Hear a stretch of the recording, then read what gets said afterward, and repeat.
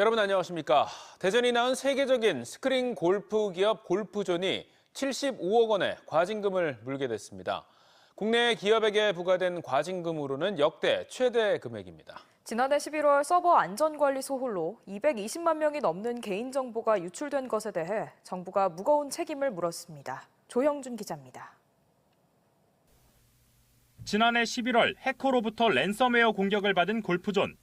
서버에 보관했던 임직원과 이용자 221만 명의 이름과 전화번호 등 개인정보가 유출됐는데 5,800여 명은 주민등록번호가, 1,600여 명은 계좌번호까지 빠져나갔습니다.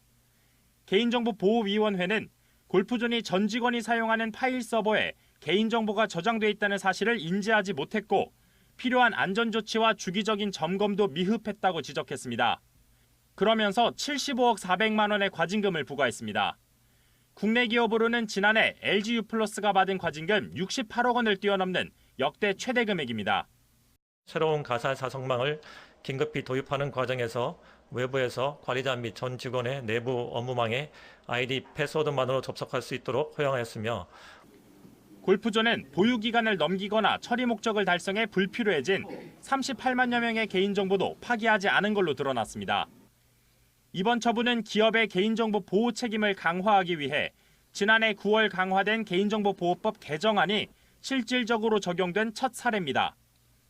어떤 시스템에 개인정보가 포함되어 있는지를 기업들이 잘 모르고 있거든요. 그 자산에 개인정보가 포함되어 있는지 안 되어 있는지 모니터링하는 게 꼭 필요하고. 해킹 사건 당시 회원들에게 개인정보 유출은 없다고 밝혔던 골프존 측은 사실 은폐 의혹에 대해선 선을 그었습니다. 저희가 유출 사실을 감추려 했던 부분은 아니고요. 지체 없이 그 각종 보호 조치 같은 거 좀 강화하고. 이어 입장문을 내고 고객들에게 불편을 끼쳐 죄송하다며 올해 70억 원을 투입해 정보 보안 시스템을 강화하겠다고 밝혔습니다. TJB 조형준입니다. 화물차가 오토바이 운전자를 매달고 6km를 질주했다는 TJB 단독 보도와 관련해 가해 운전자 50대 A씨가 구속됐습니다. A씨는 지난 6일 새벽 0시 55분쯤 당진시 송화급의 한 도로에서 미끄러져 사고가 난 오토바이 운전자를 들이받은 뒤 6km가량을 끌고 가 숨지게 한 혐의를 받고 있습니다. 대전지법 서산지원은 도주와 증거인멸이 우려된다며 A씨에 대한 구속영장을 발부했습니다. 대전 원도심 지역의 식당과 주점 등을 돌며 상습적으로 무전 취식을 한 50대 남성이 구속됐습니다. A씨는 지난해 8월부터 올 2월까지 6개월 동안 대전 중구와 동구 등의 식당과 주점에 들어가 12차례에 걸쳐 무전 취식을 하고 영업이 끝난 식당에 들어가 5차례에 걸쳐 핸드폰 등을 훔친 혐의를 받고 있습니다. 무전 취식한 피해금과 훔친 금품이 260만 원 상당에 달하는 것으로 조사된 가운데 경찰은 A씨가 다른 지역에서도 비슷한 범행을 저지른 것으로 보고 여죄를 수사하고 있습니다. 대전역에 있는 성심당 대전역점은 대전을 찾은 방문객들이 기념품으로 빵을 사가는 관광성지로 큰 인기를 끌고 있는데요. 5년 계약 만기를 앞두고 있는 가운데 코레일 유통과 재계약 입찰이 3차례나 무산되면서 성심당 대전역점이 자칫 사라질 위기에 놓였습니다. 이수복 기자가 취재했습니다. 대전의 관문 대전역. 열차 탑승객들의 손마다 성심당 빵봉투가 들려 있습니다. 성심당 대전역점은 외지 방문객들이 많은 매장의 특성상 평일 주말 할 것 없이 항상 긴 줄이 늘어서 있습니다. 대전역에서 바로 빵을 사서 돌아가기 좀 편리하니까 그래서 대전역 성심당은 자주 들리는 것 같아요. 얼마 전에는 대전역 물품 보관함 대부분이 성심당 봉투로 가득 차 있는 사진이 온라인 커뮤니티에서 큰 화제가 되기도 했습니다. 그런데 이 성심당 대전역점이 갑자기 폐점 위기에 놓였습니다. 300제곱미터 규모의 이 점포 공간에 대한 운영 계약이 3차례나 유찰됐기 때문인데요. 이유는 결국 돈이었습니다. 지난 2012년 대전역에 점포를 낸 성심당은 2019년부터 현재 자리로 이전해 매달 1억여 원을 월세 명목의 수수료로 코레일 유통에 납부해온 것으로 알려졌습니다. 하지만 올 초 계약 만료를 앞두고 코레일 유통은 매달 25억 9천만 원의 매출이 기대된다며 기존보다 4배 이상 오른 4억 4천만 원을 월 수수료로 책정해 업체 모집 공고를 냈습니다. 이에 성심당 측이 울며 겨자 먹기로 단독 입찰에 나섰지만 번번이 유찰됐고 재공고 때마다 수수료가 내려가 3억 5천만 원까지 떨어졌는데 여전히 기존의 3배 수준으로 높은 상태입니다. 그 사이 지난달 계약 만료 예정이었던 성심당 대전역점은 10월까지 운영기간이 임시 연장돼 당장 급한 불은 껐습니다. 다만 임시 방편일 뿐 결국 입찰에 실패하면 성심당 대전역점이 사라지게 돼 지역 관광산업에 미칠 파장이 우려됩니다. 환승 대기 시간에 성심당 빵을 이렇게 구매하는 젊은이들의 미션 수행 이런 것들이 온라인상 많이 등장하고 있어요. 거점을 놓치게 된다면 대전에서도 관광의 브랜드 가치를 상실하는. 코레일 유통 측은 수수료가 협상 대상이 아니라며 평가 기준에 부합하지 않아 성심당의 제안서가 부결됐다고 밝혔습니다. 한편 성심당 측은 입찰 과정에 부정적인 영향을 미칠까 의견을 밝히기 어렵다면서도 대전역에서 영업을 계속하기 위해 입찰에 나설 방침이라고 전했습니다. TJB 이수복입니다. 지난해 교권회복 4법이 통과된 이후에도 교사들 대부분이 근무 여건 개선을 체감하지 못하는 것으로 나타났습니다.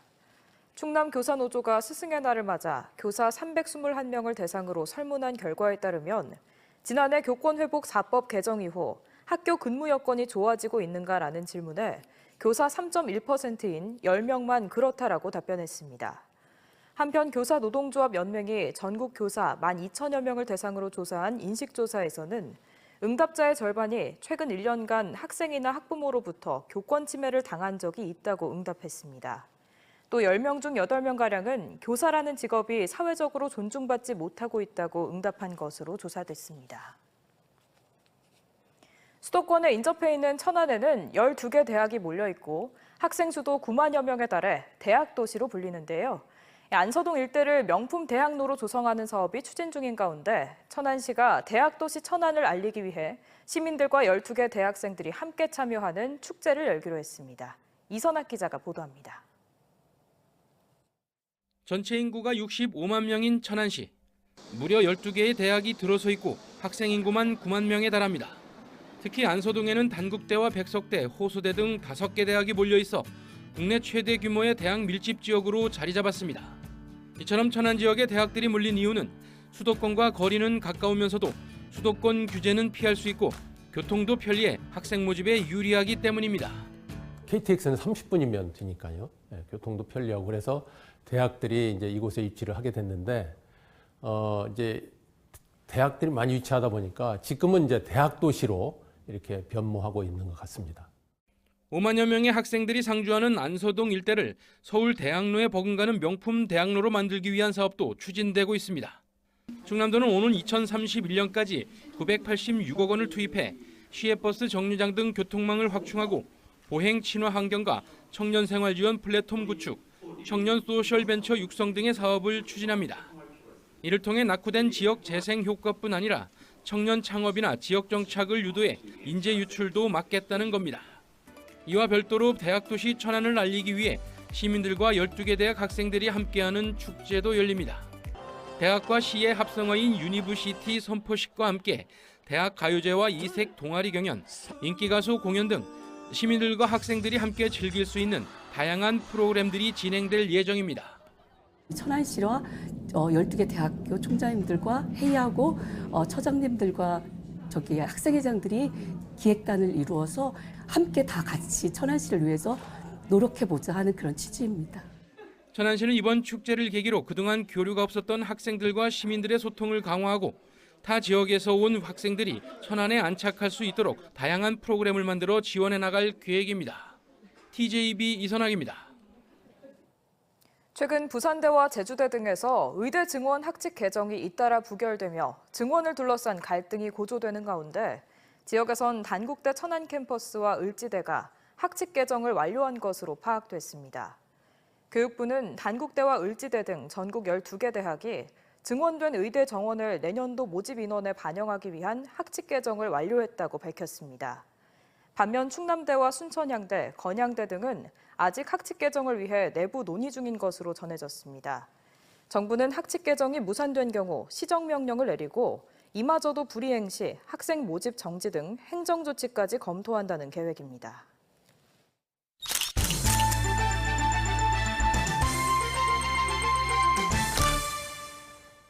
단도직입 인터뷰. 오늘은 보령서천 선거구에서 재선에 성공한 장동혁 당선인과 함께하겠습니다. 안녕하십니까? 안녕하세요. 예, 우선 축하드립니다. 고맙습니다. 네. 접전지 가운데 한 곳에서 당선되셨지만 국민의힘이 수도권 못지않게 굉장히 충청권에서 참패를 했기 때문에 마음은 좀 편치 않을 것 같습니다.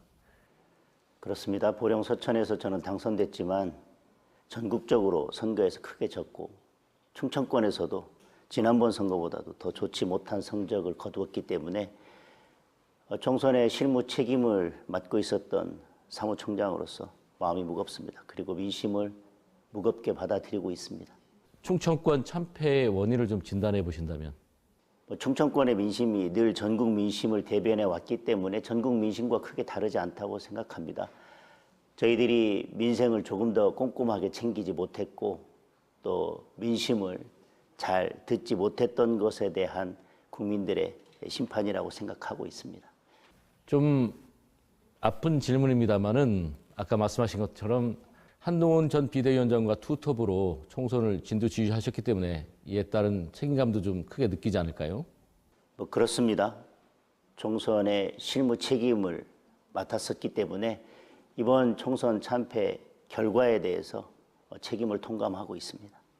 선거에는 여러 가지 변수들이 있습니다. 바람도 있고 구도도 있고 또 저희들은 정부 여당으로서 민생에 대한 책임도 져야 하고 그런 여러 상황들이 복합적으로 작용됐다고 보고 있습니다. 그 어느 것이 하나가 원인이 아니라 처음에도 말씀드렸지만 저희들이 전반적으로 민생을 꼼꼼하게 챙기지 못했고 또 국민들의 목소리를 제대로 읽지 못했기 때문에 패배했다고 생각하고 있습니다.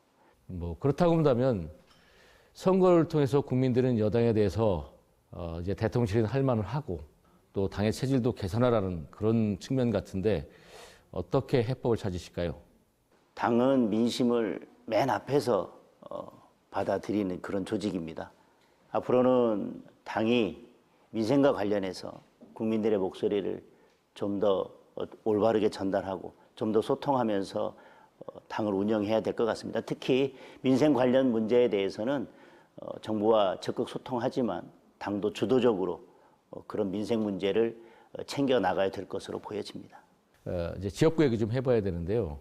보령서천이 사실 석탄 화력 발전소가 단계적으로 폐쇄될 수밖에 없는데 그렇다고 보면 입법 마련 등 많은 것이 속도감 있게 좀 진행돼야 되는데 글쎄요, 아직까지는 좀 답보 상태입니다. 예, 석탄 화력 발전소 폐지에 따라서 이를 지원하기 위한 법안을 발의했습니다. 여야 의원들이 함께 발의했지만 상임위 단계를 지금 넘지 못하고 있는데 아직 21대 국회가 끝나지 않았기 때문에 이 법안 통과를 위해서 끝까지 노력하겠습니다. 그리고 석탄 화력 발전 폐지에 따라서 보령 서천 지역에는 미래 에너지, 수소와 같은 미래 에너지로 전환하기 위해서 노력하겠습니다. 자, 22대 국회가 이제 개원하면 어쨌든 전 사무총장이었기 때문에 아직도 좀 하는 시선이 많은데 구상이 있으시다면요? 여소야대입니다. 그리고 여당이고 이제는 무엇보다 협치가 중요해졌다고 생각합니다. 그래서 여당다운 모습은 보여주되 야당과 적극 협치해 나갈 수 있는 그런 당을 만들기 위해서 힘을 보태겠습니다. 네, 오늘 말씀 고맙습니다. 고맙습니다.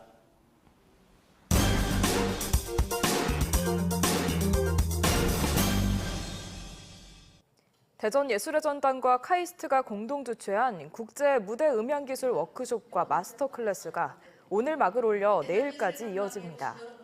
첫날인 오늘은 클래식 음악을 위한 몰입형 녹음 기법을 주제로 카이스트 김영성 교수와 캐나다 맥길대 리차드 킹 교수가 강연을 펼쳤고 내일은 실습 교육생들을 대상으로 공연 리허설과 오케스트라 녹음에 대한 실습이 진행됩니다. 올해로 설립 20주년을 맞은 나노종합기술원이 반도체 글로벌 첨단 팹 연계 활용 사업을 위해 서울 서초구 엘타워에서 미국의 반도체 팹 생산 시설인 NY크리에이츠와의 기술협력 양해각서를 체결했습니다. 두 기관은 앞으로 양 기관의 첨단 반도체 팹 시설과 공정 기술을 활용해 공동 개발과 연구는 물론 실증, 시제품 제작 등 한미 반도체 연구 생태계를 혁신적으로 활성화하기 위해 공동 노력하기로 했습니다. 충남대학교 제20대 김정겸 총장이 정심화 국제문화회관에서 취임식을 갖고 개교 72년을 맞아 지역과 함께하는 세계적인 대학이 되기 위한 노력과 함께 글로벌 고등교육과 혁신 생태계를 선도해 나가겠다고 말했습니다.